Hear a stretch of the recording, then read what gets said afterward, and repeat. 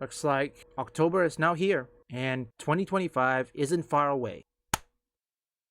Alright folks, recently I made a video on anti-DEI law that has just passed in Alabama, or perhaps it has been announced in Alabama, which by the time of this upload, it's starting to pass and taking into effect. Now, let's talk about the outcome and prediction. For starters, we all know that Disney is in hot waters right now because I think the ongoing lawsuit with Gina Carano is still currently ongoing.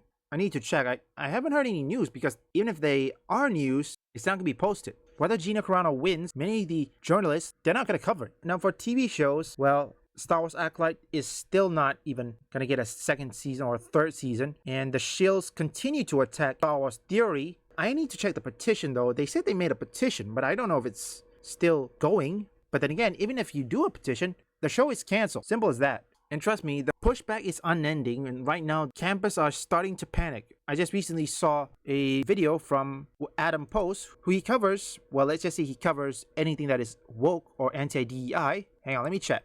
Yes, the recent one, he says, woke activists panic, now beg companies to stop canceling their DEI. And there's also Hollywood is panicked, as Disney announced brutal layoff. See? It's changing, guys. People should know that when Elon Musk bought Twitter, there will be no more censorship. This whole woke leftist, people are gonna find out. And not only that, people are starting to voice their opinion on games that have been woke. Like, for example, The Last of Us. Last of Us Part 2. Well, except for YouTube though, even though we all know that many people have copyright strike or have been copyright strike, like Geeks and Gamers from Neil Druckmann. Reason is for constructive criticism. One reason is Neil Druckmann was simping for Anita Sarkeesian, and thus The Last of Us 2 was hated yet get Game of the Year or nominated. And now, with the Game Awards isn't far away, and Dragon Age is also 1 month away at least, Black Myth Wukong will never be Game of the Year, and Dragon Age Veilguard is gonna be nominated. But then again, none of us is going to watch the award show. How many people are still watching the award shows? Seriously. I mean, list in the comments. I think the last award show, when it says please wrap it up, it's really confirmed that people will, well, they're checked out. They're tuned off. Fortunately, despite many games have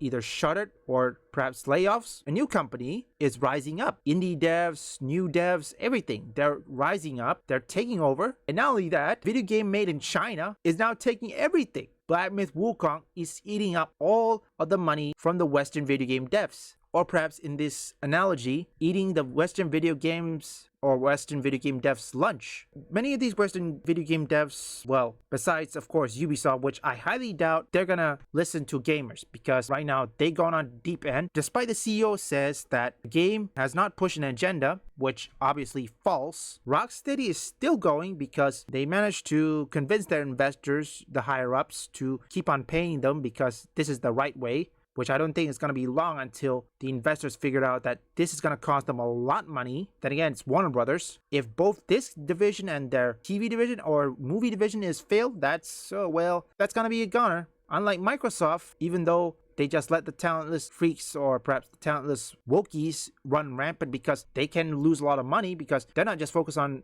games, they also focus on software, which is much more better. But then again, like I said, it wouldn't take long. I mean, sooner or later, it's going to catch up to these wokies. You can't just get away with it. I mean, take a look with Ghost of Utah. They hired an activist for a role as a new female protagonist in Ghost of Utah, replacing Jin Sakai. Now, I'm not sure if this voice actor who is an activist is either for Japanese voice or Chinese or perhaps English, which I hope it's an English voice or Japanese. I doubt. I'm worried about that. Only time will tell. Moral of the story is that we need to support games that did not talk down on us, because there are many games who want to do good games for all of us, for all gamers. That's it. So we need to support them. And to any new video game devs who are watching this, like either Game Science or Space Marine 2 devs, I don't know what it's called. If you're watching this, keep on making what you do best. If you have the resources to make another game, go for it. Do not listen to the woke journalists. And this goes same for you, Shift Up.